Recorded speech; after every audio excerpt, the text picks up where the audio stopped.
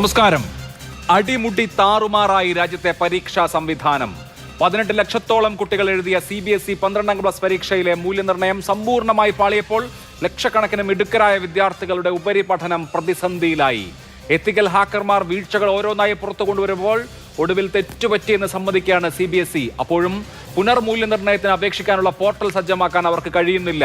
National testing agency നടത്തിയ NEET UGയും KUETയും നടത്തിപ്പിൽ പാളിച്ചവന്ന വിദ്യാർത്ഥികളെ തൃശങ്കുവിലാക്കിയിരുന്നു. സംവിധാനങ്ങൾ വൻ തോൽവിയായി മാറിയിട്ടും ആ സ്ഥാനത്ത് വിദ്യാഭ്യാസ മന്ത്രി എന്ന സ്ഥാനത്ത് കടിച്ചു തൂങ്ങുകയാണ് മന്ത്രി ധർമ്മേന്ദ്ര പ്രധാൻ.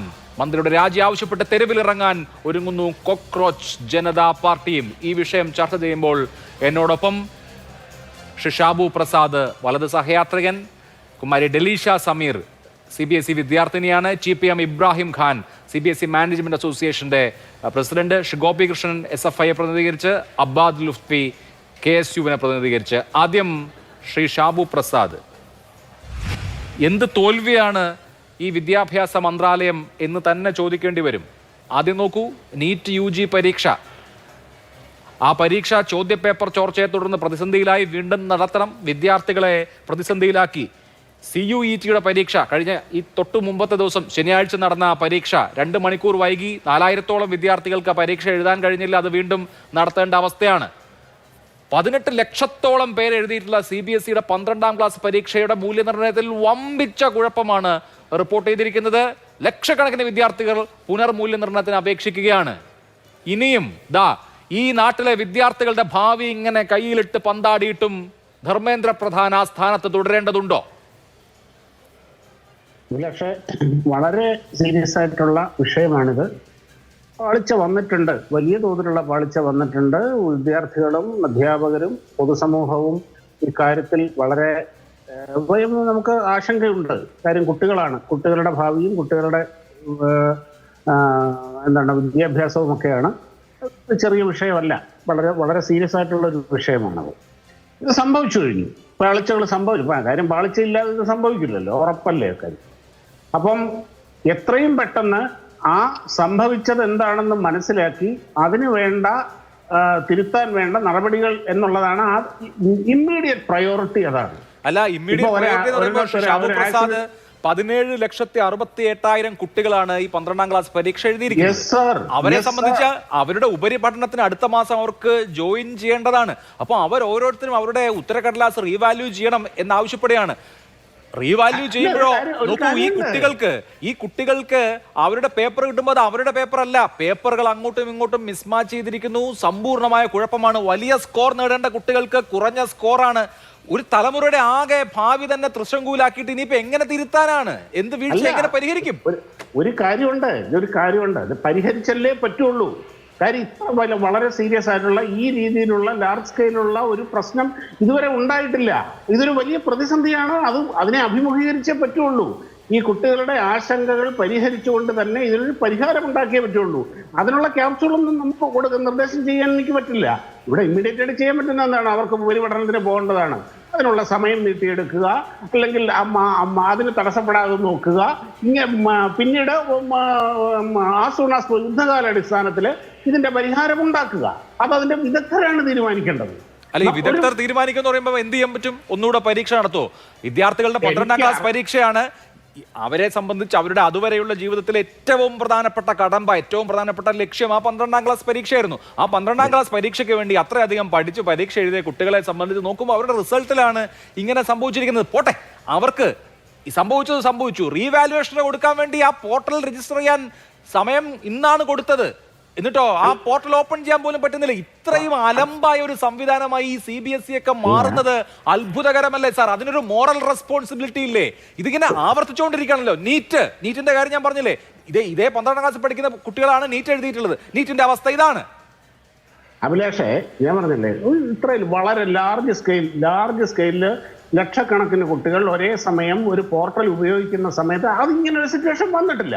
ഇപ്പോഴത്തെ അൺഫോർച്ചുനേറ്റ്ലി ഇങ്ങനത്തെ സിറ്റുവേഷൻ വന്നപ്പോഴാണ് സ്വാഭാവികമായിട്ട് ആ പോർട്ടലിൽ തിരക്ക് കൂടുമ്പോൾ അതിന് പ്രശ്നമുണ്ടാകും.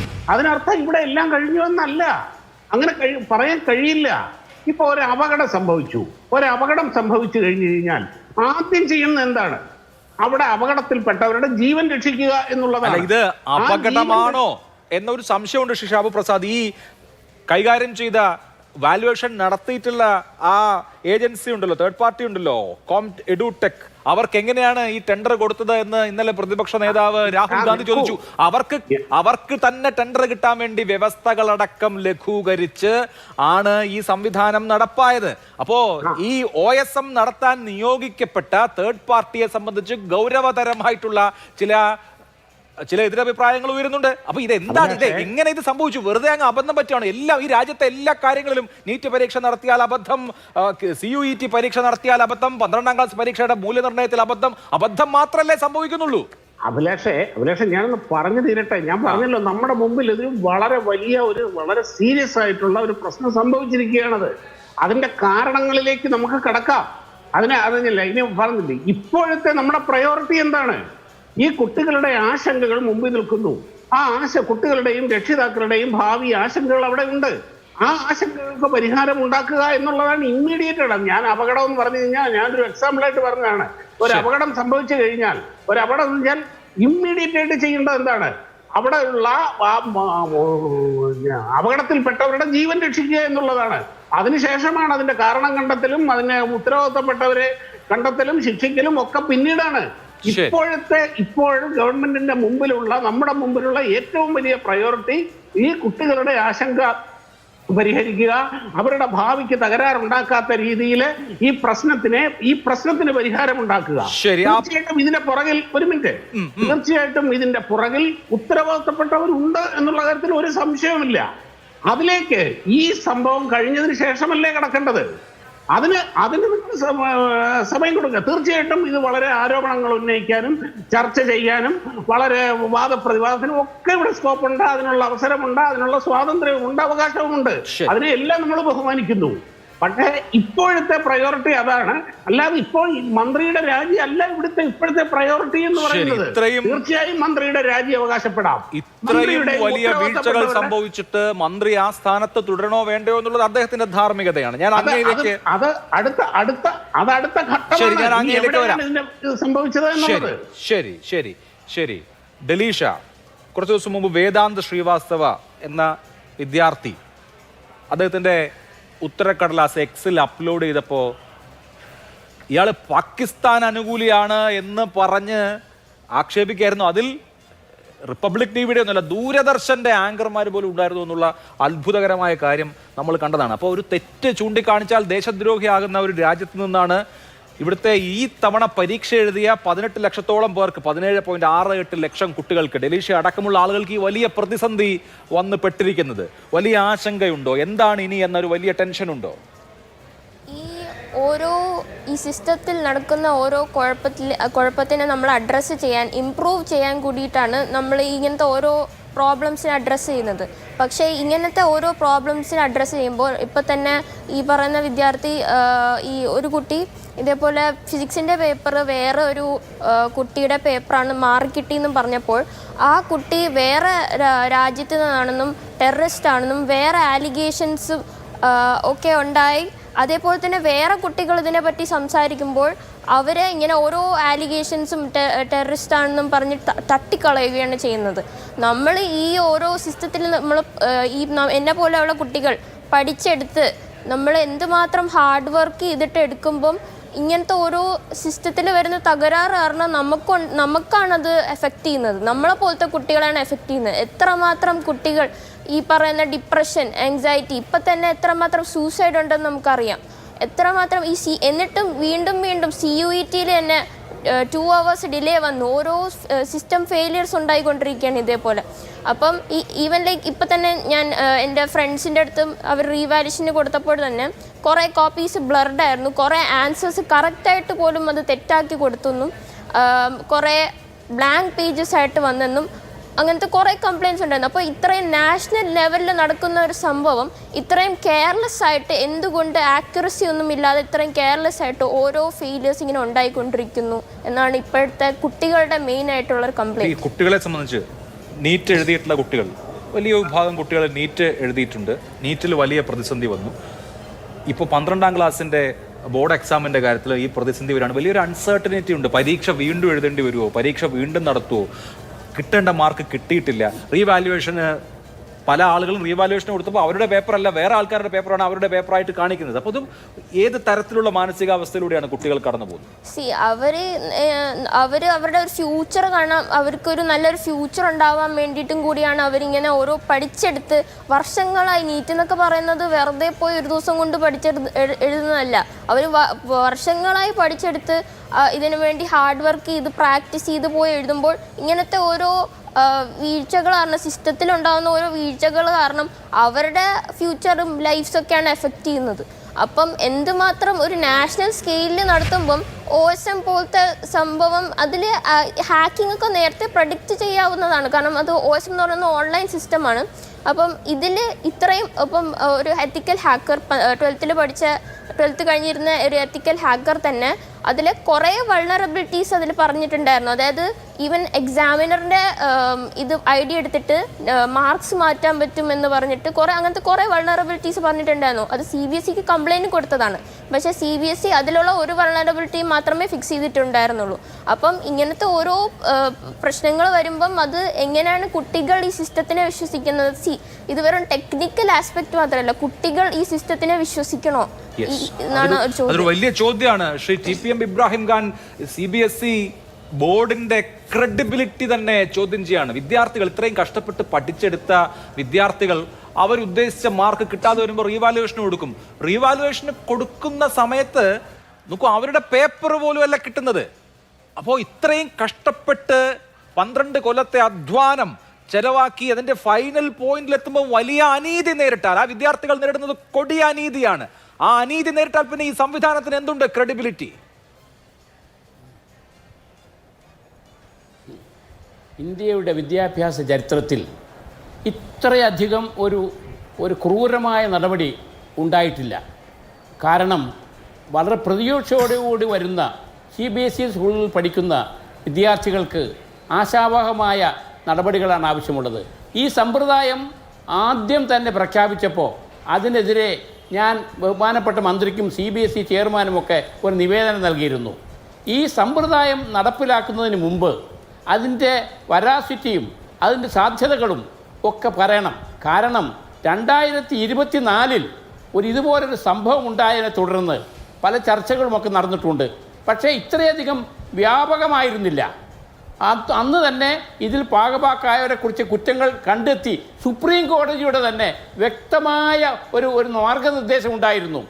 ഇപ്പോൾ നടന്ന കേസ് എടുത്തപ്പോഴും സുപ്രീം കോടതി പറഞ്ഞു 2024 സംഭവത്തിൻ്റെ പേരിൽ CBSE ഒന്നും പഠിച്ചിട്ടില്ലേ എന്ന് സുപ്രീം കോടതി ചോദിച്ചു. അങ്ങനെയുള്ള ഒരു സമ്പ്രദായമാണ്, ഒരു സംഭവമാണ് ഇപ്പോൾ നടന്നിരിക്കുന്നത്. കൂടുതൽ ഇതിനെക്കുറിച്ച് അന്വേഷിക്കുമ്പോൾ നിഗൂഢമായ പല സംഭവങ്ങളും ഇതിൻ്റെ പിന്നിലുണ്ട് എന്ന് മനസ്സിലാക്കുന്നു. ഏറ്റവും പലരും ചിന്തിക്കാത്ത ഒരു കാര്യം, ഈ ആൻസർ ബുക്കുകൾ വാല്യൂ ചെയ്യുന്നതിന് വേണ്ടി പല സ്റ്റേറ്റുകളിലേക്കും അയച്ചു. കേരളത്തിൽ നിന്നും അയച്ച പേപ്പർക്ക് പലപ്പോഴും രാജസ്ഥാനിലോ ഹരിയാനയിലോ എവിടെയെങ്കിലുമൊക്കെയാണ് പോയിരിക്കുന്നത്. അങ്ങനെയുള്ള ഒരു ഡിസ്ട്രിബ്യൂഷൻ ഇതിന് ആദ്യമല്ല. മാത്രവുമല്ല, ഇവിടെ കുട്ടികൾക്ക് സംഭവിച്ചിരിക്കുന്നത് അവരെഴുതിയതിൻ്റെ യഥാർത്ഥമായ വാല്യുവേഷൻ ഇവിടെ നടന്നിട്ടില്ല. കാരണം നാം എല്ലാവരും ജീവിക്കുന്നതും വളരുന്നതുമൊക്കെ ആർട്ടിഫിഷ്യൽ ഇൻ്റലിജൻസിൻ്റെ യുഗത്തിലാണെങ്കിൽ തന്നെയും ഈ മനുഷ്യൻ്റെ ജീവിതത്തെ തന്നെ ബാധിക്കുന്ന ഒരു കാര്യം വ്യക്തമായ പഠനമില്ലാതെ ഇതിൻ്റെമായി ബന്ധപ്പെട്ട ആൾക്കാരോട് എന്തെങ്കിലും സംശയങ്ങൾ പോലും ചോദിക്കാതെ ഒരു ചർച്ച ചെയ്യാതെ ഒരു സുപ്രഭാതത്തിൽ ഇൻട്രൊഡ്യൂസ് ചെയ്തതാണ്.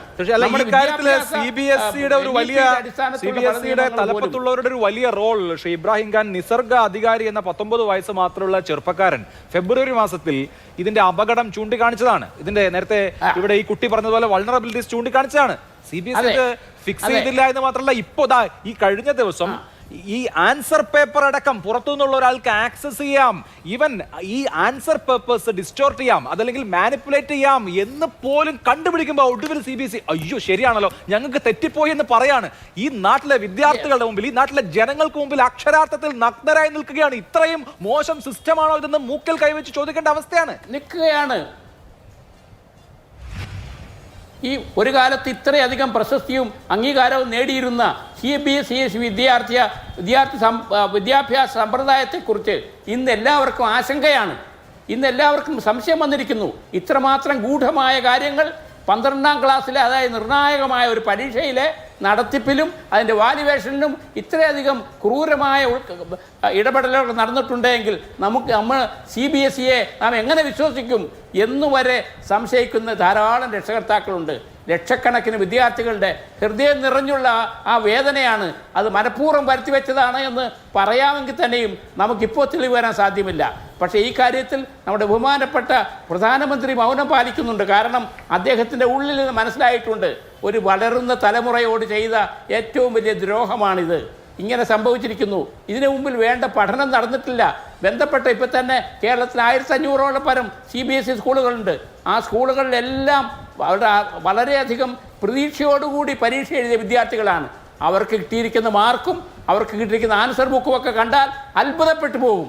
ആ ഒരവസ്ഥ ഇതിങ്ങനെ ആവർത്തിക്കാതിരിക്കണമെങ്കിൽ നാം ഇന്നത്തെ പുതിയ യുഗത്തിൽ ഇതുപോലുള്ള സമ്പ്രദായം നടപ്പിലാക്കുന്നതിന് മുമ്പ് അതിൻ്റെ വരാസിറ്റിയെക്കുറിച്ച് സാധ്യതയെക്കുറിച്ച് ഒന്ന് പഠിക്കേണ്ടതായിരുന്നു. ശരി, ശ്രീ അബ്ബാസ് ലുത്ഫി, ആദ്യം നീറ്റ്, പിന്നീട് CUET, ഇപ്പോ 12ാം ക്ലാസ് പരീക്ഷ. വിദ്യാർത്ഥികളെ സംബന്ധിച്ച് അവരുടെ നെഞ്ചിൽ ബോംബ് വീണ പ്രതീതിയാണ്. അവരുടെ ഭാവിയെ തന്നെ കരിച്ചു കളയുന്ന വിധത്തിൽ, അനാസ്ഥ എന്നൊന്നും വിളിക്കാൻ കഴിയാത്ത വിധത്തിൽ തുടർച്ചയായ തകർച്ചയുടെ പരമ്പരയാണ് ഇവിടുത്തെ പരീക്ഷാ സിസ്റ്റത്തിൽ ഉണ്ടായിരിക്കുന്നത്. ആ പരീക്ഷാ സിസ്റ്റം തകർന്നതോടുകൂടി ആ വിദ്യാർത്ഥികൾ, ഈ തവണ 12ാം ക്ലാസ് എഴുതിയ വിദ്യാർത്ഥികൾ അവരുടെ ഭാവിയെ തന്നെ ഉറ്റുനോക്കുകയാണ്. വലിയ വലിയ അനിശ്ചിതത്വത്തിലൂടെ ആ കുട്ടികൾ കടന്നു പോയിക്കൊണ്ടിരിക്കുകയാണ്. ഇത് എങ്ങനെ വരുത്തി വെച്ചു എന്ന് കരുതാം?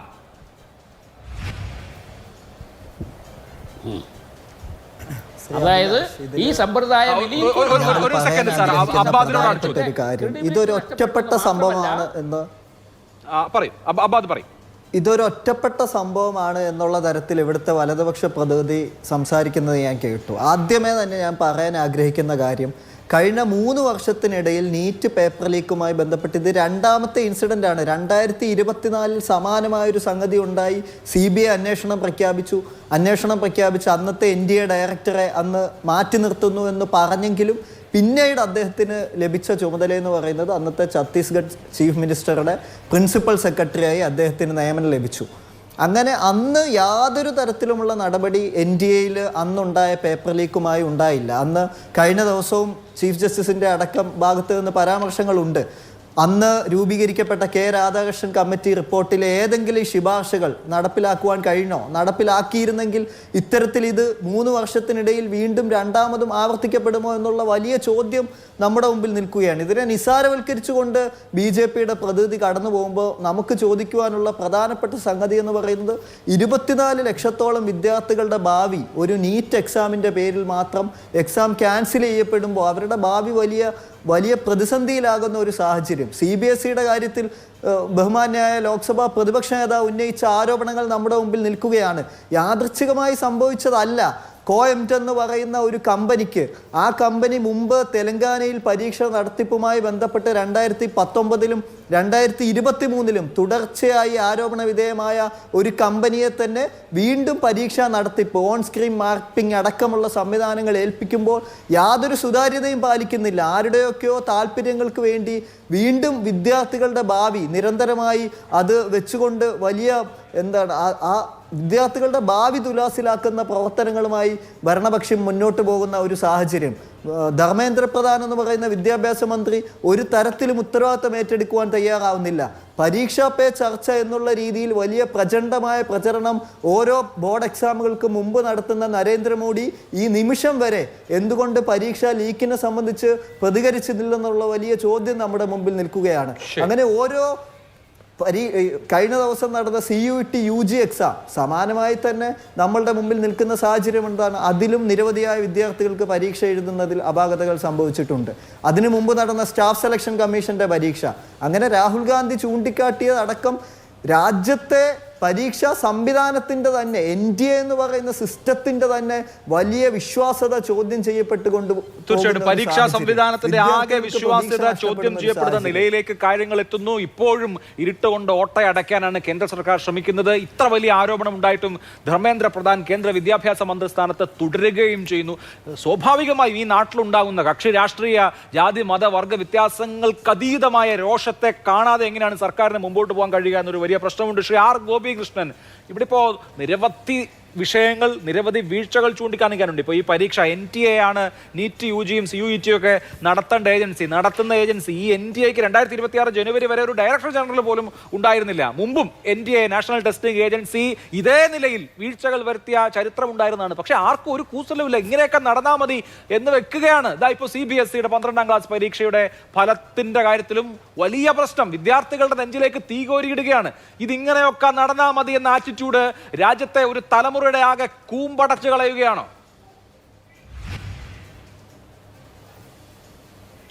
കഴിഞ്ഞ 10 വർഷം കൊണ്ട് ഏതാണ്ട് 89ഓളം വരുന്ന പരീക്ഷകളുടെ ക്വസ്റ്റ്യൻ പേപ്പറാണ് ഈ രാജ്യത്ത് വിവിധ ഇടങ്ങളിൽ നിന്നായി ചോർന്നതായി നമുക്ക് പുറത്തേക്ക് വരുന്ന റിപ്പോർട്ടുകൾ.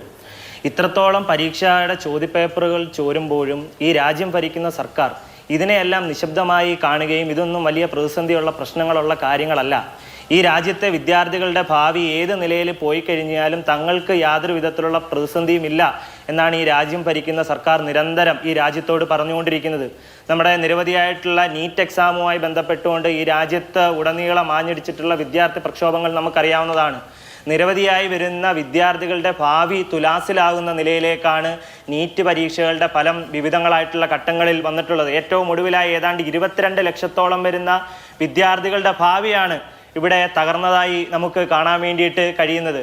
നിരവധിയായിട്ടുള്ള തവണ ഈ നീറ്റ് പരീക്ഷ നടത്തുന്ന NDA സംവിധാനം പൂർണ്ണമായ പരാജയം ആണെന്നും ഇതിന് സ്ഥിരമായി ഉദ്യോഗസ്ഥരില്ല എന്നും പരീക്ഷാ സംവിധാനങ്ങളില്ല എന്നുമെല്ലാം ആവർത്തിച്ച് വിടുത്ത വിദ്യാർത്ഥി പൊതുസമൂഹം നിരവധിയായിട്ടുള്ള തവണ ആവശ്യപ്പെടുമ്പോൾ ഏറ്റവും ഒടുവിലായി തങ്ങൾക്ക് ഇതൊന്നും നടത്താൻ വേണ്ടിയിട്ട് കഴിയില്ല, ഇനി വേണമെങ്കിൽ നേവിയോ അല്ലെങ്കിൽ ആർമിയോ വല്ലതും ഈ പരീക്ഷ നടത്തിക്കോട്ടെ എന്നുള്ള നിലയിലേക്കുള്ള ചർച്ചകളാണ് കേന്ദ്ര ഗവൺമെന്റ് ഈ നാളുകളിൽ ഈ മണിക്കൂറുകളിൽ ഇപ്പം മുന്നോട്ട് കൊണ്ടുപോയിക്കൊണ്ടിരിക്കുന്നത്. ഇതിനു മുമ്പായി വികേന്ദ്രീകരണ സംവിധാനത്തിൽ വിവിധങ്ങളായിട്ടുള്ള സംസ്ഥാനങ്ങളിൽ മാതൃകാപരമായി നടത്തിക്കൊണ്ടിരുന്ന പരീക്ഷകളാണ് നീറ്റ് എക്സാം അടക്കമുള്ള വിവിധങ്ങളായിട്ടുള്ള പരീക്ഷകൾ. ഏറ്റവും ഒടുവിലായി സൂചിപ്പിച്ചതുപോലെ CUT UG എക്സാം 2 ദിവസം മുമ്പ് ഏതാണ്ട് 4000-ലധികം വരുന്ന വിദ്യാർത്ഥികളുടെ ഭാവി പ്രതിസന്ധിയിലാവുന്ന നിലയിലേക്ക് ആ പരീക്ഷയും അവിടെ നിർത്തലാക്കാൻ വേണ്ടി പോകുന്ന നിലയിലേക്ക് അതിൻ്റെ ചോദ്യപേപ്പറുകൾ ചോരുന്ന നിലയിലേക്കെല്ലാം ഈ രാജ്യത്ത് നടന്നാടിക്കൊണ്ടിരിക്കുമ്പോൾ ഈ രാജ്യം ഭരിക്കുന്ന സർക്കാർ ഇതിനെല്ലാം ഒരു ശാശ്വതമായ പരിഹാരം കാണാൻ വേണ്ടിയിട്ട് കഴിയുന്നില്ല. നമ്മൾ ഈ CBSE പരീക്ഷ തന്നെ എടുത്ത് പരിശോധിച്ചു കഴിഞ്ഞാൽ നമുക്ക് അറിയാൻ വേണ്ടിയിട്ട് സാധിക്കും. അടിമുടി വിദ്യാർത്ഥികളെ വലയ്ക്കുന്ന നിലയിലേക്ക് ഒന്നായി ഈ CBSE പരീക്ഷ ഇന്ന് മാറി.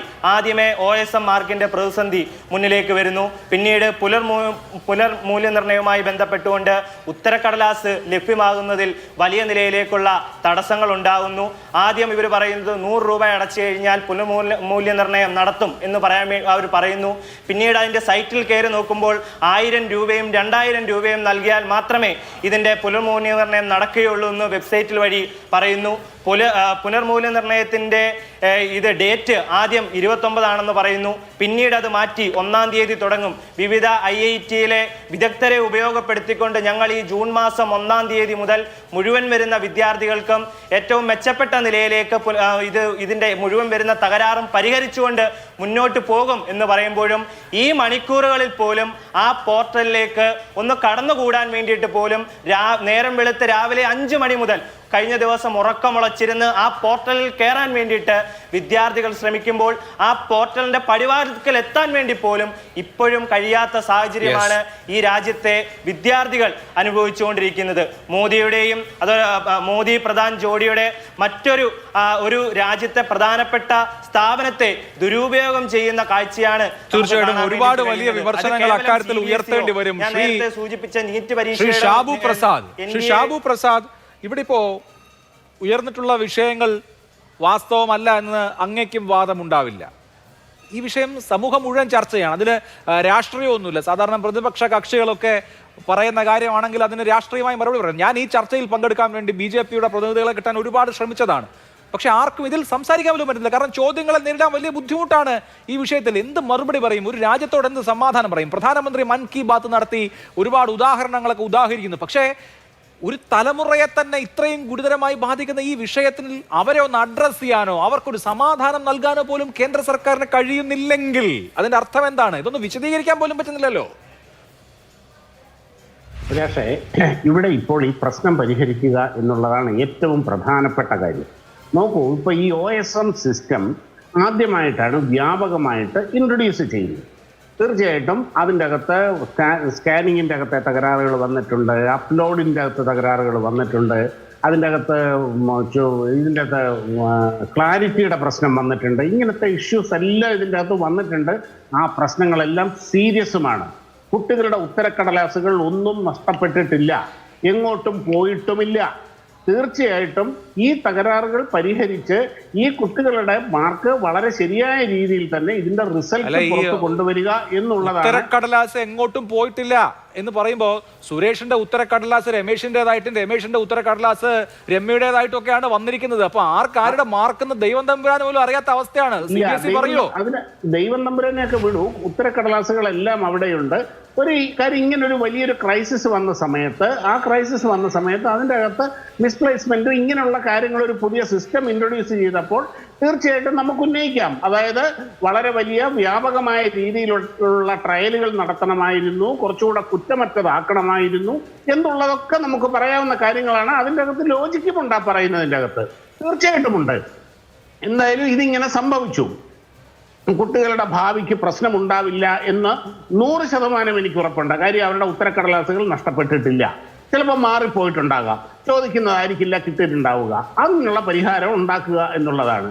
പിന്നെ പോർട്ടലിന്റെ വിഷയം, ഏതൊരു വെബ്സൈറ്റിലാണെങ്കിലും പാനിക്കോടുകൂടി വളരെ വലിയ തോതിൽ ട്രാഫിക് ഉണ്ടാകുമ്പോൾ ആൾക്കാർ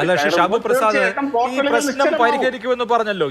ഇന്ന് രാവിലെ വരെയുള്ള കണക്കനുസരിച്ച് തന്നെ 11 ലക്ഷം ഉത്തരക്കടലാസുകൾ ഈ റീവാലുവേഷന് വേണ്ടിയിട്ടുള്ള അപേക്ഷ എന്ന രൂപത്തിൽ വന്നു കഴിഞ്ഞു. അപ്പോൾ നോക്കൂ, ഇത്രയധികം കുട്ടികൾ എഴുതിയ രാജ്യത്തെ മുഴുവൻ CBSE സിലബസ് പഠിച്ച കുട്ടികളുടെ 12ാം ക്ലാസ് പേപ്പറാണ്. ഈ പുതിയ സാഹചര്യത്തിൽ എല്ലാവരും റീവാലുവേഷന് കൊടുക്കേണ്ട സാഹചര്യം വരില്ലേ? അപ്പോൾ ഇത് എളുപ്പത്തിൽ പരിഹരിക്കാൻ കഴിയുന്ന കാര്യമാണോ? ഉത്തരക്കടലാസ് കൈമോശം വന്നിട്ടില്ല എന്ന് പറഞ്ഞു, ഇനി ഇത് സോർട്ട് ചെയ്ത് ആരുടേത് എന്ന് കണ്ടുപിടിച്ച് അവർക്ക് മാർക്ക് അവാർഡ് ചെയ്ത് അവരുടെ ഫൈനൽ മാർക്കായി അവരെ ഉപരിപഠനത്തിന് വിടുമ്പോൾ സമയം എത്രയാകും? ഈ വർഷം അവർക്ക് നഷ്ടപ്പെടില്ലേ? അപ്പോ ഇല്ല, അന്ന് അങ്ങനൊന്നും കാര്യം പറഞ്ഞാൽ അതിനുള്ള സാഹചര്യം ഉണ്ടാകുന്ന കാര്യം ഇപ്പൊ ഈ ഒരു പുതിയ സാഹചര്യത്തിൽ അവർക്ക് കൂടുതൽ അപ്ലൈ ചെയ്യാൻ വേണ്ടിയിട്ടും ഉപരിപഠനത്തിന് പോകാനുള്ള സമയം, അങ്ങനെയുള്ള കാര്യങ്ങളെല്ലാം അതൊക്കെയാണ് സർക്കാരിന്റെ ഉത്തരവാദിത്വം എന്ന് പറയുന്നത്. അല്ലാതെ അടുത്ത ജൂൺ 30-ാം തീയതി ജൂൺ 15-ാം തീയതി അതിന്റെ സമയം കഴിഞ്ഞു, പക്ഷെ ഉത്തരക്കടലാസ് വന്നിട്ടില്ല, റിസൾട്ട് വന്നിട്ടില്ല, ഇനി അവരുടെ വർഷം പോയി, സമയം പോയി, അങ്ങനെ ഒരു സിറ്റുവേഷൻ ഒരിക്കലും ഉണ്ടാകില്ല എന്നുള്ള കാര്യത്തിൽ എനിക്ക് ഉറപ്പുണ്ട്. അങ്ങനെയുള്ള കാര്യങ്ങൾ അടിയന്തരമായിട്ട് ചെയ്യുക എന്നുള്ളതാണ്. അത് സർക്കാർ അതിൻ്റെ ഇവിടെ വന്ന മാധ്യമങ്ങളിലും ഇവിടെ വന്നിരുന്ന ഈ വിമർശനങ്ങളെയും ഈ രീതിയിലുള്ള അതിനെ അഡ്രസ്സ് ചെയ്യുക എന്നുള്ളതിനേക്കാൾ അപ്പുറം തീർച്ചയായിട്ടും അതിനെ അഡ്രസ്സ് ചെയ്യേണ്ടതാണ്.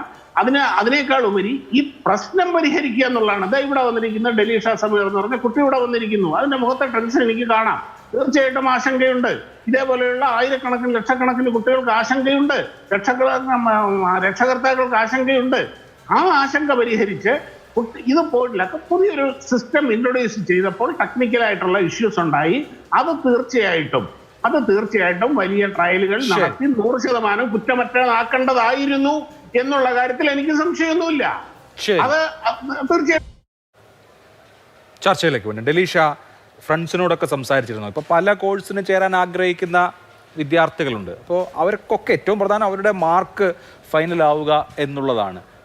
ഇപ്പോൾ വലിയ ബഹളം നടക്കുകയാണ്, ഇപ്പോൾ വലിയ ആശങ്കയുമുണ്ട്. എന്താണ് കുട്ടികളൊക്കെ ആഗ്രഹിക്കുന്നത്, വിചാരിക്കുന്നത്, എന്ത് ചെയ്യാൻ ഉദ്ദേശിക്കുന്നത്? ഇപ്പോൾ തന്നെ കുറേ കുട്ടികൾ ഈ JEE എന്നൊക്കെ പറയുന്നത്, JEEക്ക് തന്നെ മിനിമം പെർസെൻറ്റേജ്, ഇപ്പോൾ IITക്കൊക്കെ കയറണമെന്നുണ്ടെങ്കിൽ തന്നെ മിനിമം പെർസെൻറ്റേജ് OBCന്നൊക്കെ മിനിമം പെർസെൻറ്റേജ് 75% ആണ് മിനിമം. അപ്പം ഈ JEE പരീക്ഷകളൊക്കെ കിട്ടിയിട്ടും ഈ ഇങ്ങനത്തെ സ്കോർ കുറഞ്ഞു പോയി എന്നുള്ള ഒരു കംപ്ലൈൻ്റ് ആണ്. അപ്പം ഇപ്പം നമുക്കിപ്പം കുട്ടികൾക്ക് എക്സാം എഴുതാൻ പോകുമ്പം നമ്മുടെ ആദ്യത്തെ പ്രാവശ്യമാണ് നമ്മൾ ഈ എക്സാം എഴുതാൻ വരുന്നത്, അതുകൊണ്ട് മിസ്റ്റേക്സ് ഉണ്ടാവും എന്ന് പറയാൻ പറ്റില്ല. അതേപോലെ തന്നെയാണ് ഈ പറയുന്ന CBSE പോലെ ഈ ഓരോ സിസ്റ്റം ആദ്യത്തെ പ്രാവശ്യമാണെങ്കിൽ അതിനെ ലാർജ് സ്കെയിലായിട്ട് നടക്കുന്ന ഒരു സംഭവമാണ്. അപ്പം അതിൻ്റെ ഈ പറയുന്ന ഹാക്കിങ്ങും ഈ സ്കാനിങ് ഇഷ്യൂസ് ഇതെല്ലാം പ്രഡിക്റ്റബിൾ ആണ്. ഇത് നേരത്തെ പ്രഡിക്റ്റബിൾ ആണ്. സ്റ്റഡി ചെയ്യേണ്ടതൊന്നും ആവശ്യമില്ല. ഇതിനെ ഈ കുഴപ്പത്തിന് ഓരോ പരിഹാരങ്ങൾ കൊണ്ടുവന്ന് നേരത്തെ ഈ ഇഷ്യൂസൊക്കെ സോൾവ് ചെയ്യേണ്ടതാണ്. അതിന് ഇത് ആദ്യത്തെ പ്രാവശ്യമാണ് നമ്മൾ സ്റ്റഡി ചെയ്തിട്ടില്ല എന്നൊക്കെ പറഞ്ഞിട്ട് അത് കുട്ടികളെയാണ് ബാധിക്കുന്നത്. നമ്മളെ പോലത്തെ ആയിരക്കണക്കിനുള്ള കുട്ടികളെയാണ് ബാധിക്കുന്നത്. അപ്പം ഈ എക്സാം എഴുതാൻ പോകുമ്പോഴും അഡ്മിഷൻ എടുക്കാൻ പോകുമ്പോഴും ഈ മാർക്ക് എന്ന് പറയുന്നത് 12th കൂടെയാണ് ഈ സിസ്റ്റം ആദ്യമായിട്ട് ഇൻട്രൊഡ്യൂസ് ചെയ്തിരിക്കുന്നത്. അപ്പോൾ നമ്മളൊരു ടെസ്റ്റ് സബ്ജക്റ്റ് ആയിട്ടാണ് നമ്മളെ കണ്ടിരിക്കുന്നത്. പല കുട്ടികളും നമ്മുടെ 12th എഴുതിയ CBSEയുടെ അടുത്ത് വേണോ ചോദിച്ചു നോക്കിയാൽ മനസ്സിലാക്കാൻ പറ്റുന്ന അവർ പറയുന്നത് നമ്മളെ ടെസ്റ്റ് സബ്ജക്റ്റ് ആയിട്ടാണ് നമ്മൾ ഫീൽ ചെയ്യുന്നത്. റാറ്റ് ലാബ്സ് പോലെയാണ് നമ്മൾ ഫീൽ ചെയ്യുന്നത്. കാരണം നമ്മളുടെ ഈ മാർക്ക് എന്ന് പറയുന്നത് നമ്മുടെ ഫ്യൂച്ചർ അഡ്മിഷൻസ്, കോളേജ് അഡ്മിഷൻസ്, ഇതെല്ലാത്തിനെയും ബാധിക്കുന്ന ഒരു സംഭവമാണ്. അവർക്ക് ഫ്യൂച്ചർ കോളേജസ് ഉണ്ട്. എന്നെ പോലത്തെ എനിക്കും എൻ്റെ ഫ്രണ്ട്സിനും ഫ്യൂച്ചർ നമ്മൾ നേരത്തെ കോളേജൊക്കെ സെറ്റാക്കി നമ്മൾ പ്ലാൻഡ് ആയിട്ട് ഇങ്ങനെ വരുമ്പോഴാണ് ഇങ്ങനത്തെ ഓരോ കുഴപ്പങ്ങൾ കാരണം നമ്മളുടെ മാർക്കെല്ലാം കുറഞ്ഞു പോയി നമ്മൾ ഉദ്ദേശിക്കുന്ന മാർക്ക് പോലും കിട്ടാതാവുന്നത്. അപ്പോൾ രാത്രി ഉണർന്നിരുന്ന് പഠിച്ച് ഞാനൊക്കെ കണ്ടിന്യൂസ് ആയി പഠിച്ചതാണ്. എന്നിട്ട് പോലും ഞാൻ എക്സ്പെക്ട് ചെയ്ത മാർക്ക് എനിക്ക് കിട്ടിയിട്ടില്ല, എൻ്റെ ഫ്രണ്ട്സിനും കിട്ടിയിട്ടില്ല. അപ്പം അവരും ഞാനിത് കണ്ടുവരുന്നത് നമ്മൾ കണ്ണിലൂടെ ഇങ്ങനെ കണ്ടുവരുമ്പം അവർക്ക് തന്നെ ഡിപ്രഷനും ആങ്സൈറ്റിയിലൂടെ അവർ പോയി വരുവാണ്. അവരും തെറാപ്പിക്കൊക്കെ എൻ്റെ കുറേ ഫ്രണ്ട്സ് ഇപ്പോൾ തെറാപ്പിക്കൊക്കെ പോകുന്നുണ്ടെന്ന് ഞാൻ കേട്ടായിരുന്നു. അപ്പം എൻ്റെ ഫ്രണ്ട്സ് തന്നെ ഇങ്ങനെ പോകുന്നുണ്ടെങ്കിൽ എത്രമാത്രം കുട്ടികൾ ആ ഒരു അവസ്ഥയിലൂടെ കടന്നു രാജ്യവ്യാപകമായി അങ്ങനെയാണ്. അവർക്കൊക്കെ ഇൻസ്റ്റിറ്റ്യൂഷൻസ്, ഇപ്പം നിങ്ങൾ പഠിച്ച സ്ഥാപനങ്ങൾ, അധ്യാപകർ ഒക്കെ ഉണ്ടല്ലോ, അവരൊക്കെ എന്താണ് പറയുന്നത് ഈ ഒരു സാഹചര്യത്തെ എങ്ങനെ നേരിടാമെന്നാണ്? ഈ പറയുന്ന ടീച്ചേഴ്സ് തന്നെ പറയുന്നുണ്ടായിരുന്നു അവർക്ക് പ്രോപ്പർ പ്ലാനിങ് അതായത് ട്രെയിനിങ്ങോ അങ്ങനെ ഒന്നും കിട്ടിയിട്ടില്ലെന്ന് പറഞ്ഞു. അതായത് ഇപ്പം കണ്ണ് കാണാൻ പറ്റാത്ത ആൾക്കാർ അല്ലെങ്കിൽ ഇച്ചിരി പ്രായം കൂടിയ ആൾക്കാർ അവർക്കൊന്നും ഈ സിസ്റ്റത്തിലൂടെ അത്രയ്ക്ക് അവർ ഫെമിലിയറൈസ്ഡ് ആയിട്ടുള്ളൊരു സിസ്റ്റം അല്ലല്ലോ. അപ്പം അവർക്കിതിന് ഒരു പ്രോപ്പർ ട്രെയിനിങ് പോലും കൊടുത്തിട്ടില്ല എന്നാണ് പറഞ്ഞത്. അപ്പം ഈ ഒരു പുതിയൊരു സിസ്റ്റം കൊണ്ടുവരുമ്പം അതെല്ലാം ഓർഗനൈസ്ഡ് ആയിട്ട് ഈ സെക്യൂർഡ് ആയിട്ട് ലാർജ് സ്കെയിലിൽ നടക്കുന്ന ഒരു സംഭവമാണ്, ഓൺലൈനാണ്. അപ്പം ഈ കുഴപ്പങ്ങളൊക്കെ ഓൾറെഡി പ്രഡിക്റ്റബിൾ ആണ്. അപ്പം അതിനെ സ്റ്റഡി ചെയ്യേണ്ട ഒരു ആവശ്യമില്ല. അപ്പം ഈ പറയുന്ന ഇപ്പം നമ്മൾ ഈ പേപ്പറിനെ എടുത്തിട്ട് നമ്മൾ ഇതിനെ പേപ്പറിൽ നമ്മൾ സ്ക്രീനിലിട്ട് ചെക്ക് ചെയ്യുമ്പോൾ തന്നെ അവർക്ക് ചെക്ക് ചെയ്യാൻ പോലും പറ്റുന്നില്ലായിരുന്നു. അവർക്ക് അതിൽ തന്നെ ടെക്നിക്കൽ ഇഷ്യൂസ് വരുന്നുണ്ടായിരുന്നു. അപ്പോൾ ഓൺലൈനിൽ തന്നെ എടുത്ത് നോക്കുമ്പം കുറേ സോഷ്യൽ മീഡിയയിലൂടെ നമുക്ക് കാണാൻ പറ്റും അവർക്ക് തന്നെ ചെക്ക് ചെയ്യാൻ പറ്റുന്നില്ല. പിന്നെ ഞാനും എൻ്റെ ടീച്ചേഴ്സിനോടൊക്കെ സംസാരിച്ചായിരുന്നു. അപ്പം അവർക്കും ഇങ്ങനത്തെ കുഴപ്പങ്ങളുണ്ടായിരുന്നു. അപ്പം അത്രമാത്രം കുഴപ്പം സീരിയസ് ആയിട്ടുള്ളൊരു ഇഷ്യൂ ആണിത്. ഇപ്പോൾ ലാർജ് സ്കെയിലിൽ നടക്കുമ്പം എത്രമാത്രം നമ്മുടെ കൺട്രിയിൽ തന്നെ എത്രമാത്രം കുട്ടികളാണ് ഇങ്ങനത്തെ ഓരോ സഫറിയാണ് വലിയ തോതിൽ. ശ്രീ ഇബ്രാഹിം ഖാൻ, ഇവിടെ ഇപ്പോൾ ഒന്ന് CBSEക്ക് നേരത്തെ തന്നെ അറിയാമായിരുന്നു, നേരത്തെ ചൂണ്ടിക്കാണിച്ചിട്ടുണ്ട്, അവരത് അവഗണിക്കുകയാണ് ചെയ്തിട്ടുള്ളത്. ഈ OSM ഫസ്റ്റ് ഇൻട്രൊഡ്യൂസ് ചെയ്യുന്ന സമയത്ത് ഇവിടെ ഈ കുട്ടി പറഞ്ഞതുപോലെ കുഞ്ഞുങ്ങളെ ഗിനിപ്പന്നികളാക്കി പരീക്ഷിക്കുമ്പോൾ കുറച്ചൊക്കെ പ്രിക്കോഷൻ എടുക്കാമല്ലോ, അതെടുത്തില്ല. പോട്ടെ, ഇത് നടപ്പാക്കി കഴിഞ്ഞ് പ്രശ്നമായി എന്ന് ബോധ്യമായല്ലോ. ആ ബോധ്യം വന്നതിന് ശേഷമോ വിദ്യാർത്ഥികൾ അവരുടെ ഉത്തരക്കടലാസ് എടുത്തിട്ട് അത് പോസ്റ്റ് ചെയ്യുന്ന സമയത്ത് ആ വിദ്യാർത്ഥികളെ ആക്ഷേപിക്കുകയായിരുന്നു. അവരെ സോറോസിന്റെ ആൾക്കാരും രാജ്യദ്രോഹികളും ഒക്കെ ആക്കി ആക്ഷേപിക്കുകയായിരുന്നു. CBSE മിണ്ടാതിരിക്കുകയായിരുന്നു. ഒടുവിൽ നിഷേധിക്കാൻ കഴിയാത്ത വിധത്തിൽ പൊതുമണ്ഡലത്തിൽ തെളിവുകൾ എത്തിക്കൽ ഹാക്കർമാർ പോസ്റ്റ് ചെയ്ത സമയത്താണ് തെറ്റ് പറ്റിപ്പോയി എന്ന് CBSE സമ്മതിക്കുന്നത് പോലും. അപ്പൊ എങ്ങനെ ഇൻസ്റ്റിറ്റ്യൂഷനെ വിശ്വസിക്കാൻ കഴിയുമെന്നുള്ളതാണ് പ്രശ്നം. അതായത് ഇതുപോലെ ഒരു സാഹചര്യം വന്നപ്പോൾ സുപ്രീം കോടതി തന്നെ വ്യക്തമായിട്ട് ചോദിച്ചത് 2024 സംഭവിച്ച സംഭവങ്ങൾക്ക് നിന്ന് പഠിച്ചിട്ടില്ലേ, അതുപോലെ ഒരു ആവർത്തനമല്ലേ ഇത് എന്നുവരെ ഇൻഡയറക്റ്റായിട്ട് ചോദിച്ചു. ഞാനിത് പറയുന്നത് ഇപ്പോഴുള്ള നടക്കുന്ന ചർച്ചകളൊക്കെ വേദനിക്കുന്നവരുടെ വേദന പുറത്തു വരുന്നതാണ്. കാരണം ലക്ഷക്കണക്കിന് വിദ്യാർത്ഥികൾ അവരുടെ ഭാവിയെക്കുറിച്ച് ആശങ്ക നിറഞ്ഞിരിക്കുകയാണ്. അതുമായി ബന്ധപ്പെട്ട സ്കൂളുകൾക്ക് മാനേജ്മെൻറ്റും ആശങ്കയാണ്. കാരണം അനിശ്ചിതമായ ഒരു ഭാവി ഉണ്ടെങ്കിൽ അതിലേക്ക് CBSE സമ്പ്രദായത്തിൽ നിന്ന് തന്നെ മാറിപ്പോകാനുള്ള ശ്രമങ്ങൾ ഉണ്ടാവും. കാരണം ഇതുപോലെ ഉള്ള സംഭവം നടന്നിട്ടും ബഹുമാനപ്പെട്ട കേന്ദ്ര ഗവൺമെൻറ്റിൻ്റെ ആഭിമുഖ്യത്തിൽ നിന്നും വ്യക്തമായ ഒരു മാർഗനിർദ്ദേശം ഉണ്ടാകുന്നില്ല. തെറ്റുപറ്റി എന്ന് മാത്രം സംഭവിച്ചു. അതുകൊണ്ട് ഈ ലക്ഷക്കണക്കിന് വിദ്യാർത്ഥികളുടെ ആശങ്ക എങ്ങനെ അകറ്റാൻ കഴിയും? അതുകൊണ്ട് ഏറ്റവും ചെയ്യേണ്ടത് ഇതിൻ്റെ ഈ പുതിയ സമ്പ്രദായം ഇൻട്രൊഡ്യൂസ് ചെയ്യുന്നതിന് മുമ്പ് അവർ ഒരു മനുഷ്യത്വത്തിൻ്റെ പേരിലല്ലെങ്കിൽ ഈ രാജ്യത്തെ വിദ്യാഭ്യാസ താല്പര്യമുണ്ടെങ്കിൽ അതിൻ്റെ സ്റ്റേക്ക് ഹോൾഡേഴ്സുമായി ഒരു ചർച്ച നടത്തിയിരുന്നെങ്കിൽ ഇത്രയധികം അപാകത സംഭവിക്കുമായിരുന്നില്ല. പക്ഷേ നമുക്ക് വളരെ വ്യക്തമായ ധാരാളം തെളിവുകളുണ്ട്. ഇതിൻ്റെ കോൺട്രാക്റ്റ് കൊടുത്തവരും അവരുടെ ഭാവിയെക്കുറിച്ചുമൊക്കെ തെളിവുകൾ നമ്മുടെ മുമ്പിലുണ്ട്. ഹൈദരാബാദിലും അവിടെയൊക്കെ നടന്ന കാര്യത്തിൽ വ്യക്തമായ കാഴ്ചപ്പാടില്ലാതെ തെറ്റായി പ്രവർത്തിച്ചവരെ വീണ്ടും ഇതിൽ മഹത്തായ കാര്യത്തിൽ വേണ്ടി ഉത്തരവാദിത്വം ഭവിഷ്യത്തുണ്ടാകും. ശ്രീ ഇബ്രാഹിം ഖാൻ, അത് ദുരൂഹമല്ല. ഈ കോംറ്റ് എഡ്യൂടെക്കിനെ കുറിച്ച് ഒന്ന് ദുരൂഹമായ പശ്ചാത്തലം, മുൻപ് ആരോപണങ്ങളുണ്ട്. രണ്ടാമത്തേത്, ഈ പ്രശ്നം ഉണ്ടായേക്കാം എന്ന മുന്നറിയിപ്പുകൾ പല ആളുകൾ ചൂണ്ടിക്കാണിച്ചു. അപ്പോൾ ഈ മുന്നറിയിപ്പുകൾ ഉണ്ടായിട്ടും ഇവർക്കൊരു പശ്ചാത്തലം ഉണ്ടായിട്ടും വ്യവസ്ഥകൾ ലഘൂകരിച്ച്, ടെൻഡറിലെ വ്യവസ്ഥകൾ ലഘൂകരിച്ച് ഇവർക്ക് തന്നെ കിട്ടട്ടെ എന്ന മട്ടിലായിരുന്നു കാര്യങ്ങളെന്നാണ് രാജ്യത്തെ പ്രതിപക്ഷ നേതാവ് അടക്കം പറയുന്നത്. അപ്പൊ ഇവർക്ക് തന്നെ ഇത് ഏൽപ്പിച്ചു കൊടുത്ത് ഇത് പൊളിക്കണമെന്ന് ആർക്കായിരുന്നു നിർബന്ധ ബുദ്ധി എന്നുള്ളതാണ് ഏറ്റവും വലിയ തെളിവ്. അത് തന്നെയാണ് ഏറ്റവും വലിയ തെളിവ്. അത് തന്നെയാണ് ആ റൂൾസ്, CBSEയുടെ റൂള് അമെൻഡ് ചെയ്തിരിക്കുന്നു. എന്തിനു വേണ്ടി? ഇതുപോലുള്ള ഒരു പാരമ്പര്യമുള്ള ഒരു പാർട്ടിയെ തിരിച്ചു കൊണ്ടുവരാൻ വേണ്ടി. അപ്പം ഞാനിത് പറയുന്നത്, നമ്മുടെ ചർച്ചയൊക്കെ ചെയ്യുന്നത് വളരെയധികം വേദനയോടുകൂടിയാണ്. കാരണം നമ്മുടെ കുട്ടികളുടെ ഭാവി എങ്ങനെയാകുന്നു, സ്കൂളുകളുടെ ഭാവി എങ്ങനെയൊക്കെ ആകുന്നു എന്നുള്ള ആശങ്കയിലാണ്. പക്ഷേ യഥാർത്ഥത്തിൽ ഒരു വസ്തുനിഷ്ഠമായ പഠനം നടത്തി ഇതിന് പരിഹാര മാർഗം ഉണ്ടാക്കാൻ എൻ്റെ അഭിപ്രായത്തിൽ നമുക്ക് പണ്ടുണ്ടായിരുന്ന വിദ്യാഭ്യാസ പരീക്ഷ സമ്പ്രദായം നമുക്കെല്ലാവർക്കും ഉപയോഗപ്രദമായിരുന്നു. ആർക്കും ഇത്രയും പരാതി ഉണ്ടായിട്ടില്ല. അത് പുനഃസ്ഥാപിച്ചാൽ തന്നെ കുട്ടികളുടെ ആശങ്ക കുറേ മാറും എന്നാണ് എൻ്റെ വിനീതമായ അഭിപ്രായം. പക്ഷേ ഈ പരീക്ഷ മൂലം വേദന അനുഭവിച്ച ദശലക്ഷക്കണക്കിന് വിദ്യാർത്ഥികളുണ്ട്. അത് ആശങ്ക അകറ്റാൻ ഒരു നല്ല വ്യക്തമായ നിർദ്ദേശം ഗവൺമെൻറ്റിൻ്റെയും CBSEയുടെയും ഭാഗത്തുനിന്നുണ്ടാകണം. പുനഃപരിശോധന എന്നൊക്കെ പറയുന്നത് എത്രമാത്രം ഇഫക്റ്റീവാണെന്ന് ഇവിടെ സംസാരിച്ചവരെല്ലാം പറഞ്ഞു. കാരണം പേപ്പർ വരെ മാറിയിരിക്കുന്നു, നമ്പർ മാറിയിരിക്കുന്നു. അങ്ങനെ ഉള്ള സാഹചര്യത്തിൽ വെറും പുനഃപരിശോധന കൊണ്ട് ഇത് കഴിയുമോ, അതോ ഒരു പുനർപരീക്ഷ തന്നെ നടത്തുന്നതാണോ എന്നൊക്കെ സംബന്ധിച്ച് ഈ രാജ്യത്തെ ജനങ്ങൾ തന്നെ ചിന്തിക്കണം. ഇവിടെ ജാതിയില്ല, മതമില്ല, രാഷ്ട്രീയമില്ല. ഈ രാജ്യത്തെ വളരുന്ന തലമുറയുടെ ഭാവിയെ വളരെയധികം പ്രതികൂലമായി ബാധിക്കുന്നതാണ്. കേന്ദ്ര ഗവൺമെൻറ് അർഹിക്കുന്ന ഗൗരവത്തോടുകൂടി ഇതിൽ ഇടപെടണം. തീർച്ചയായിട്ടും ആ സജഷനോട് ഈ റീ എക്സാമിനേഷൻ എന്നുള്ളത് അതും വിദ്യാർത്ഥികൾക്കൊരു ട്രോമയായി മാറില്ല. കാരണം 12ാം ക്ലാസ് പരീക്ഷ അത്രയും ബുദ്ധിമുട്ട് എഴുതി കഴിഞ്ഞ് ഇത്രയും ദിവസം കഴിഞ്ഞ് വീണ്ടും ഒരു എക്സാമിനേഷനിലേക്ക് പോകാൻ പറ്റുമോ എല്ലാവർക്കും? അത് ഒട്ടും പറ്റത്തില്ല. കാരണം ഇപ്പം തന്നെ എത്രമാത്രം കുട്ടികൾ ഇത്രയും പഠിച്ചെടുത്തിട്ട് വീണ്ടും ഞാൻ പോയി എഴുതണം എന്ന് അവർ ആലോചിക്കുമ്പോൾ തന്നെ അവർ വിചാരിക്കുന്നു, അവർക്ക് ട്രസ്റ്റ് പോയി കഴിഞ്ഞു. അവർ മൊത്തത്തിൽ അവർക്കുണ്ടായിരുന്ന സിസ്റ്റത്തിലുണ്ടായിരുന്ന ആ ഒരു ട്രസ്റ്റ് മൊത്തത്തിൽ അത് പോയി കഴിഞ്ഞു. ഇപ്പം തന്നെ വീണ്ടും CUET പോലത്തെ പരീക്ഷകൾക്ക് അതേപോലത്തെ വീഴ്ച വരുമ്പം അവരുടെ കണ്ണിൽ അവർ കാണുന്നത് ഇനി വീണ്ടും ഞാൻ പോയി എഴുതിയ ഇങ്ങനത്തെ വീണ്ടും പ്രശ്നം വരും എന്നുള്ള ആ ഒരു മെൻറ്റാലിറ്റിയാണ് ഇപ്പം ഉണ്ടാവുന്നവർക്ക്.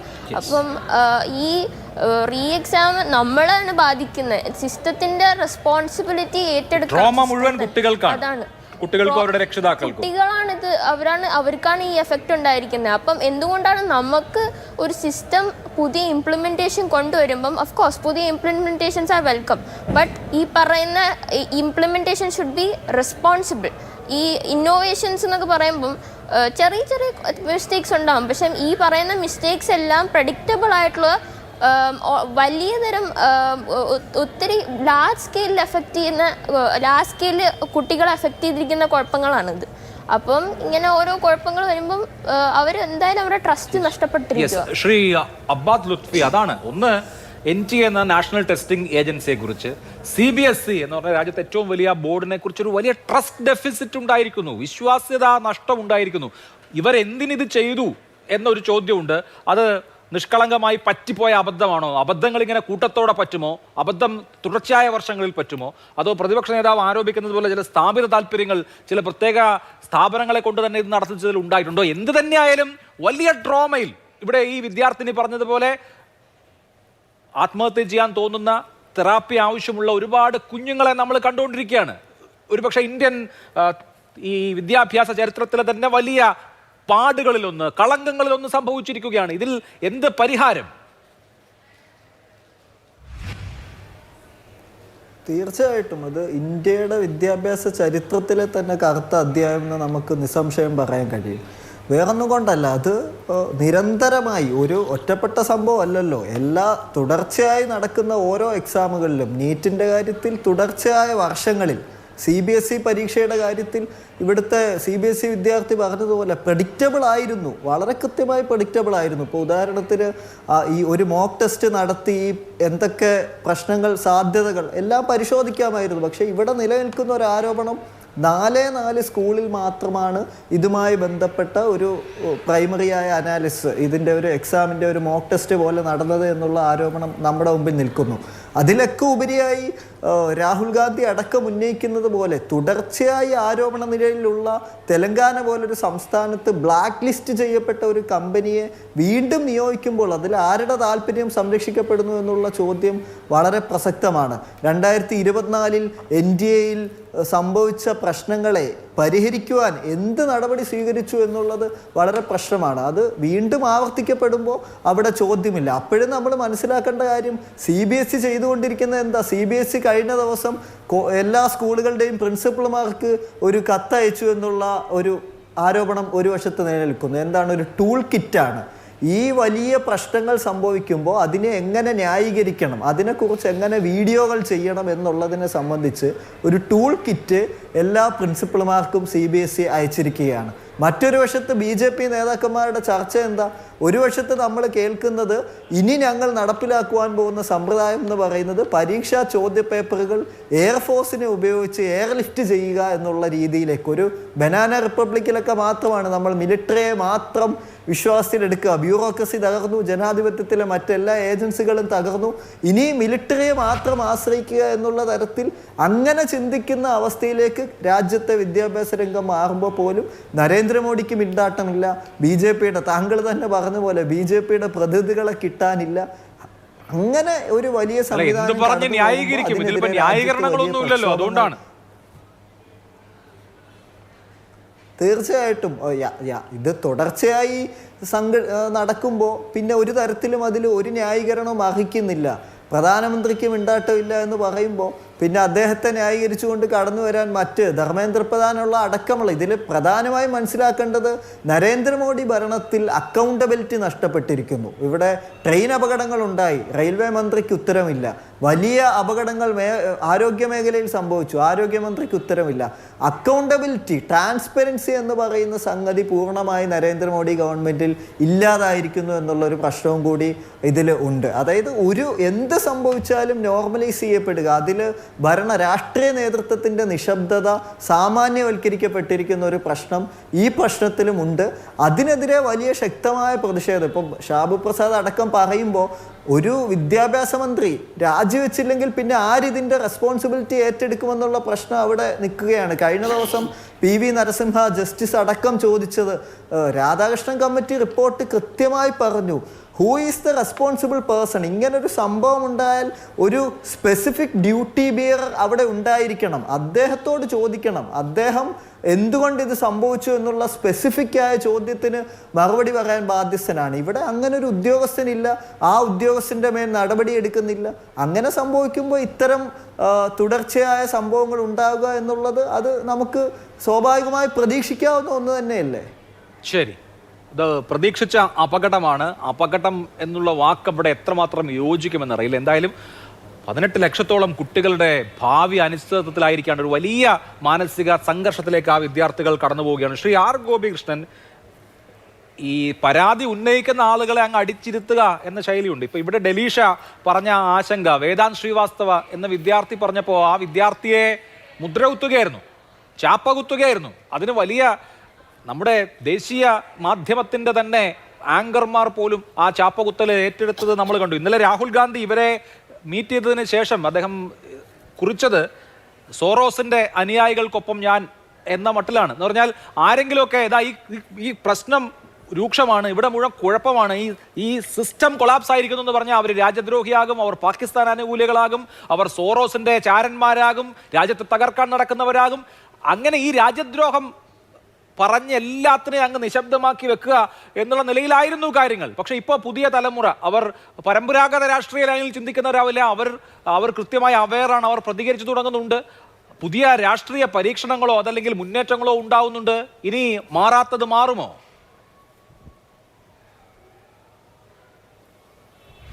ഇതിനൊന്നും ഒരു മാറ്റവും വരില്ല എന്നാണ് ഏറ്റവും ഒടുവിലത്തെ ഉദാഹരണമായി നമുക്ക് കാണാൻ വേണ്ടിയിട്ട് കഴിയുന്നത്. താൻ എഴുതിയ ഉത്തരക്കടലാസ്, അതായത് മൂല്യനിർണ്ണയം ചെയ്ത് അത് തിരിച്ചു വരുമ്പോൾ അതെൻ്റെ പരീക്ഷാ പേപ്പറല്ല എന്ന് സമൂഹ മാധ്യമങ്ങൾ വഴി തൻ്റെ പ്രശ്നം പങ്കുവയ്ക്കുകയും ഇതിന് സമൂഹമാകമാനം തനിക്കൊപ്പം നിൽക്കും എന്നാണ് 17 വയസ്സ് മാത്രം പ്രായമുള്ള ആ വിദ്യാർത്ഥി കരുതിയത്. സമൂഹത്തിൻ്റെ ആകെ പിന്തുണ തനിക്ക് ലഭിക്കും, ഇതിനകത്ത് വലിയ നിലയിലേക്കുള്ള മാറ്റം വരും, മുഴുവൻ വിദ്യാർത്ഥികളുടെയും ആശങ്ക പരിഹരിക്കപ്പെടും എന്നാണ് ആ വിദ്യാർത്ഥി കരുതിയിരുന്നത്. പക്ഷേ നമുക്ക് ഇന്ന് കാണാൻ വേണ്ടി കഴിയുന്നത് BJPയുടെ IT സെല്ല് മുഴുവനായി ഇറങ്ങി വന്ന് BJPയുടെ നേതാക്കന്മാരാകെ വന്ന് സോഷ്യൽ മീഡിയ വഴി സമൂഹ മാധ്യമങ്ങൾ വഴി ഇവരെയെല്ലാം ചാപ്പ കുത്തുകയാണ്. ഇവരെല്ലാം രാജ്യദ്രോഹികളാണ്. ഏത് ഈ 16ഉം 17ഉം വയസ്സ് മാത്രം പ്രായമുള്ള 365 ദിവസവും ഉറക്കമുളച്ചിരുന്ന ഈ CBSE പരീക്ഷയ്ക്ക് തയ്യാറെടുത്ത് പരീക്ഷ എഴുതിയ, ആ പരീക്ഷ എഴുതാൻ വേണ്ടിയിട്ട് ഇവരെ സഹായിച്ച, ഉറക്കമുളച്ച് ഇവർക്കൊപ്പം കൂടെ ഇരുന്ന മാതാപിതാക്കളെ അടക്കം വലിയ നിലയിലേക്ക് ആക്ഷേപിക്കുന്ന നിലയിലേക്ക് രാജ്യദ്രോഹികളാക്കി മാറ്റിക്കഴിഞ്ഞു കഴിഞ്ഞാൽ ഈ കേന്ദ്ര ഗവൺമെന്റിനെതിരെ ഇനി ഒരാളും ഒരക്ഷരവും ഉരിയാടാൻ വേണ്ടിയിട്ട് പോകുന്നില്ല. എല്ലാ ആളുകളും നിശബ്ദരായിരിക്കും എന്ന് കരുതിക്കൊണ്ടാണ് ഇക്കൂട്ടർ ഈ നിലയിലേക്ക് ഈ രാജ്യത്തെ സകലമാന സംവിധാനങ്ങളെയും ഈ കേന്ദ്ര ഗവൺമെന്റിന്റെ തെറ്റായ നയങ്ങളെയെല്ലാം ചോദ്യം ചെയ്യുമ്പോൾ നാളുകളായി ഈ രാജ്യത്തെ മുഴുവൻ വരുന്ന ചെറുപ്പക്കാരെ, വിദ്യാർത്ഥികളെ എല്ലാം ഇവരിങ്ങനെ ദേശവിരുദ്ധരും രാജ്യദ്രോഹികളും എല്ലാം ആക്കി മാറ്റുന്ന കാഴ്ച നമുക്ക് കാണാൻ വേണ്ടി കഴിയുന്നത്. നേരത്തെ ഇവിടെ സൂചിപ്പിച്ചു, വിവിധങ്ങളായിട്ടുള്ള പരീക്ഷകൾ വിവിധങ്ങളായിട്ടുള്ള ഘട്ടങ്ങളിൽ വെച്ച് പിൻവലിക്കപ്പെടുമ്പോൾ രാജ്യത്തെ ഏതാണ്ട് കഴിഞ്ഞ 10 വർഷം കൊണ്ട് ഏതാണ്ട് 89ഓളം വരുന്ന പരീക്ഷകളാണ്, അതിൻ്റെ ചോദ്യപേപ്പറുകളാണ് ചോർന്നു പോയിട്ടുള്ളത്, പരീക്ഷകളാണ് നിർത്തിവെക്കപ്പെട്ടിട്ടുള്ളത്. ഇതെല്ലാം നിരവധിയായിട്ടുള്ള തവണ നമുക്ക് മുന്നിലേക്ക് വരുമ്പോഴും ഈ രാജ്യം ഭരിക്കുന്ന സർക്കാർ ഇതിനൊരു ബദലൊരുക്കുന്നതിന് വേണ്ടിയിട്ടോ ഇതിനൊരു പരിഹാരം കാണുന്നതിന് വേണ്ടിയിട്ടോ കഴിയുന്നില്ല എന്നുള്ളതാണ്. അപ്പോൾ ഇവിടെ ഈ ചാനൽ ചർച്ചയിൽ ഉൾപ്പെടെ പങ്കെടുത്തുകൊണ്ട് ചില ആളുകൾ അവർ പറയാൻ വേണ്ടിയിട്ട് ഉദ്ദേശിക്കുന്നത് ഇത് ഒറ്റപ്പെട്ട സംഭവമാണ് എന്നുള്ളതാണ്. എത്ര ലക്ഷത്തോളം വരുന്ന വിദ്യാർത്ഥികളുടെ ഒറ്റപ്പെട്ട സംഭവമായിട്ടാണ് ഇതിനെ കാണേണ്ടത്? ഈ 18 ലക്ഷത്തോളം വരുന്ന വിദ്യാർത്ഥികൾ തങ്ങൾ ഇനി നാളേക്ക് എന്ത് ചെയ്യണം എന്ന് ആശങ്കയിലാവുകയാണ്. അവർ എന്ത് തെറ്റാണ് ചെയ്തതെന്ന് ചോദിച്ചു കഴിഞ്ഞാൽ അവർ കുത്തിയിരുന്ന് ഏറ്റവും നന്നായി മനോഹരമായി ഈ ആളുകൾ വിദ്യാർത്ഥികൾ പഠിച്ചു എന്ന ഒരൊറ്റ തെറ്റ് മാത്രമേ ഈ വിദ്യാർത്ഥികൾ ആകമാനം ചെയ്തിട്ടുള്ളൂ എന്ന നമുക്കെല്ലാം മനസ്സിലാക്കാൻ വേണ്ടിയിട്ട് കഴിയുന്നത്. ഇവർ BJPയെ വിമർശിക്കുന്നതിന് വേണ്ടിയിട്ടോ കേന്ദ്ര ഗവൺമെന്റിനെ വിമർശിക്കുന്നതിന് വേണ്ടിയിട്ടോ ഒന്നും തയ്യാറാവാതെ അവർ ഏറ്റവും നന്നായി മനോഹരമായി അവർ പഠിച്ചു. തങ്ങളുടെ ഭാവി ജീവിതം സുരക്ഷിതമായിരിക്കണം എന്ന് ഇവരെല്ലാം ആഗ്രഹിച്ചു. തങ്ങളുടെ ഭാവി ജീവിതം സുരക്ഷിതമാവുന്നതിനോടൊപ്പം തന്നെ ഈ രാജ്യത്തിന്റെ ഭാവിയും സുരക്ഷിതമായി ഇരിക്കണമെന്ന് ആഗ്രഹിച്ചവരാണ് ഈ പരീക്ഷ എഴുതിയ ഓരോ വിദ്യാർത്ഥികളും. പക്ഷേ ഇവരെയെല്ലാം വല്ലാത്ത മാനസികാവസ്ഥയിലോട്ട് കൊണ്ടുപോകുന്ന കാഴ്ച കാണാൻ വേണ്ടിയിട്ട് കഴിയുന്നത്. ഇതിന്റെ ഭാഗമായി തന്നെ നീറ്റ് പരീക്ഷയിൽ വന്ന അപാകതയുടെ ഭാഗമായി ഈ CBSE പരീക്ഷയിൽ വന്നിട്ടുള്ള അപാകതയുടെ ഭാഗമായി എത്ര കുട്ടികളാണ് ഈ രാജ്യത്ത് ആത്മഹത്യ ചെയ്തിട്ടുള്ളത്? തീർച്ചയായിട്ടും വിദ്യാർത്ഥികളുടെ ഭാവി, വിദ്യാർത്ഥികളുടെ ജീവിതം അതൊരു വലിയ പ്രശ്നമാണ്. നാഥനില്ല കളരിയാകുന്നോ എന്ന് ചോദിക്കുമ്പോൾ ഷാബു പ്രസാദ്, ഇതിന് രാഷ്ട്രീയ ഉത്തരവാദിത്വം എന്നുള്ളതുണ്ടല്ലോ. ബ്യൂറോക്രസി മാത്രമാണോ കുറ്റക്കാർ? അല്ലെങ്കിൽ ഈ സ്ഥാപനങ്ങളുടെ ഈ സംവിധാനങ്ങളുടെ തലപ്പത്തിരിക്കുന്ന ഉദ്യോഗസ്ഥർ മാത്രമാണോ കുറ്റക്കാർ? എന്തുകൊണ്ട് ഇതിന്റെ രാഷ്ട്രീയ ഉത്തരവാദിത്വം ഏറ്റെടുക്കുന്നില്ല? BJP ഉത്തരം പറയേണ്ട ഈ കാര്യത്തിന്, ഭരണകൂടം ഉത്തരം പറയേണ്ട ഈ കാര്യത്തിന്. അഭിലാഷിന്റെ ചോദ്യത്തിലേക്ക് വരാം. ഇപ്പൊ ഉണ്ടായിരിക്കുന്ന സംഭവം എന്താണ്? ഏകദേശം 20 ഉത്തരക്കടലാസുകൾ മിക്സപ്പ് എന്നുള്ള ഒരു സിറ്റുവേഷനിൽ കണ്ടെത്തി. 68,000 ഉത്തരക്കടലാസുകൾ റീസ്കാൻ ചെയ്യേണ്ടി വന്നു. 13,000 ഉത്തരക്കടലാസുകൾ മാനുവലായിട്ട് ഇവാലുവേറ്റ് ചെയ്യേണ്ടി വന്നു. ഇതാണ് ഇപ്പോൾ റിയാലിറ്റിയിൽ സംഭവിച്ചിരിക്കുന്നത്. ഇപ്പോൾ ഈ ഒരു സംഭവത്തിനെ ബേസ് ചെയ്തുണ്ടായിരിക്കുന്ന പാനിക്കിന്റെ ഫലമായിട്ട് അതുപോലെ ചില വിദ്യാർത്ഥികൾക്ക് റീ അപ്ലോഡിന്റെ സ്കാനിങ്ങിന്റെ ഒക്കെ ഇഷ്യൂ വന്നിട്ടുണ്ട്. ഈ ഒരു പാനിക് സിറ്റുവേഷനിൽ ലക്ഷക്കണക്കിന് വിദ്യാർത്ഥികൾ പോർട്ടലിൽ കയറി ഇതിന്റെ മിസ്മാച്ചിന്റെ പരാതി, അല്ലെങ്കിൽ മിസ്മാച്ച് ഉണ്ടോ എന്നുള്ള പരാതി, മിസ്സിംഗ് പേജ് ഇങ്ങനെയുള്ളതും വന്നിട്ടുണ്ട്. ഇതാണ് ഇപ്പോഴത്തെ ഇതിന്റെ നമ്മുടെ ക്രക്സ്, അതിന്റെ റിയാലിറ്റി എന്ന് പറയുന്നത്. ഇതിനെ ബേസ് ചെയ്ത് വാർത്തകൾ പരന്നപ്പോൾ വളരെ വലിയ തോതിലുള്ള പാനിക്ക് ഇവിടെ ഉണ്ടായിട്ടുണ്ട്. ഇത് ചർച്ച ചെയ്യുന്നതിൻ്റെ അകത്തോ മറ്റൊന്നുമില്ല. തീർച്ചയായിട്ടും ഇതിൻ്റെ അകത്ത് രാഷ്ട്രീയ സാധ്യതകൾ കണ്ട് അതിൻ്റെ അകത്ത് മുതലെടുപ്പിനുള്ള സാധ്യതകൾ അന്വേഷിക്കാനും അത് മുതലെടുക്കാനും ഇവിടുത്തെ പ്രതിപക്ഷ രാഷ്ട്രീയ പാർട്ടികൾക്ക് അവകാശമുണ്ട്. 100% കാര്യം. ഇതിൻ്റെ അകത്തൂടെ ഈ ഇങ്ങനെ ഉണ്ടാക്കുന്ന പാനിക് അങ്ങോട്ട് പരത്തി ഇവിടെ സിസ്റ്റം മുഴുവനും തകർന്ന് തരിപ്പണമായി. ഇനി ഒന്നും ശരിയാകാൻ പോകുന്നില്ല, വിദ്യാർത്ഥികളുടെ ഭാവി ഇരുട്ടിലാണ് എന്ന ആ വൻ പ്രചരണത്തിലൂടെ ഈ അതൊരു കേവല പ്രചരണമാണോ ഷിഷാബു പ്രസാദ്? നീറ്റ് CUET 12ാം ക്ലാസ് പരീക്ഷ ഇനി ഈ നാട്ടിൽ തകരാനും താറുമാറാകാനും ബാക്കിയൊന്നും ഇല്ല സാർ. ഇല്ല, അങ്ങനെയൊന്നും പറയാൻ പറ്റില്ല. ഞാൻ പറഞ്ഞല്ലോ, ഇതാണ് സംഭവം എന്ന് പറഞ്ഞല്ലോ. 20 ഉത്തരക്കടലാസുകൾ മിക്സപ്പിന്റെ അകത്ത് വന്നിട്ടുണ്ട്, മിക്സപ്പ് ആയിട്ടുണ്ട്. 68,000 ആൻസർ ഷീറ്റ് റീസ്കാൻ ചെയ്യേണ്ടി വന്നിട്ടുണ്ട് ക്ലാരിറ്റിയുടെ പ്രശ്നം കൊണ്ട്. 13,000 ഉത്തരക്കടലാസുകൾക്ക് അവർക്ക് മാനുവലായിട്ട് ക്രോസ് ചെക്ക് ചെയ്യേണ്ടി വന്നിട്ടുണ്ട്. ഇതാണ് ഇതിന്റെ ബേസ് ഡേറ്റ എന്ന് പറയുന്നത്. ഇത് തീർച്ചയായിട്ടും ജനാധിപത്യ രാജ്യമാണ്. ഇവിടെ അത് വാർത്തയാകുമ്പോൾ അതിൻ്റെ അകത്ത് രാഷ്ട്രീയ മുതലെടുപ്പിനുള്ള സാധ്യതകളുണ്ട്.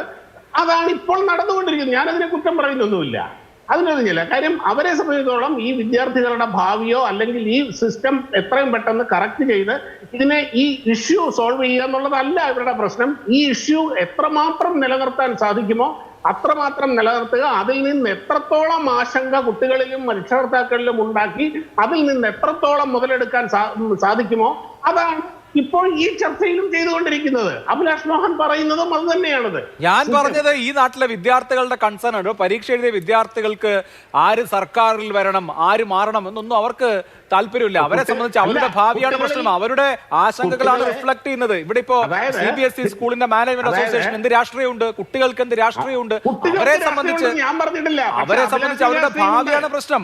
ഞാൻ പറയുന്നത് എന്താണ്, അല്ല ഷിഷാബു പ്രസാദ്, ഇനി എന്തായാലും ഈ വർഷം ഈ യോദ്ധ സിനിമയിൽ പറഞ്ഞതുപോലെ ചാനലിന് രാഷ്ട്രീയ താല്പര്യമുണ്ട്. ഇനി ഈ വർഷം മത്സരങ്ങളൊന്നും ഇല്ല എന്ന് പറഞ്ഞതുപോലെ ഇനി ഈ വർഷം പരീക്ഷകളൊന്നും ഇല്ലാത്തതുകൊണ്ട് ഈ വർഷം ഇനി പ്രശ്നം വരില്ലായിരിക്കും, അടുത്ത കൊല്ലം വരുള്ളായിരിക്കും. പക്ഷേ